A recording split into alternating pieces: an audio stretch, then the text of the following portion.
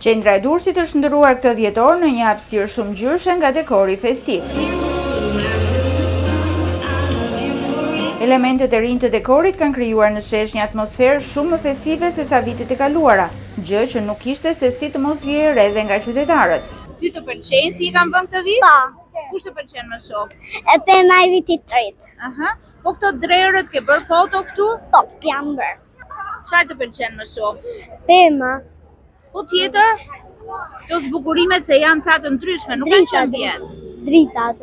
Shumë bukur, vërtet jashtëzakonshme, shumë bukur. Është pak më ndryshe në Po, krahasim me normal vitet që e po, më tjera? ndryshe, më bukur dhe më ndryshe.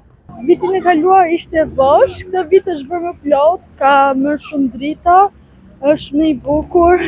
Jashtë mase bukur, shumë bukur. Duke bërë krahasimin me vitet e kaluara, ka Shumë ndryshim këtë vit? herë më bukur.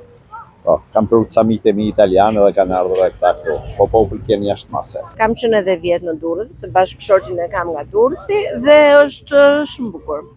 Këtë vit është më bukur se vjet. Zilja, këto tulpanat që janë vendosur, është shumë bukur. Gjallëria që ka pushtuar sheshin në këtë periudhë në prag të festave të fundvitit transmetohet edhe tek vizitorët apo turistët. Bello. Bukur, shumë i ndriçuar dhe kalohet bukur këtu. Nuk e prisja të ishte kështu. Mendoja se do të gjeja Durrësin më të çorganizuar, por është krejt ndryshe. Karroca e papagjyshit të vitit të ri me drerët, këmbora apo zambagët plot drita janë ndër elementet e dekorit që tërheqin më shumë vëmendjen dhe ku qytetarët ndalen për të shkrepur fotokujtimet e tyre.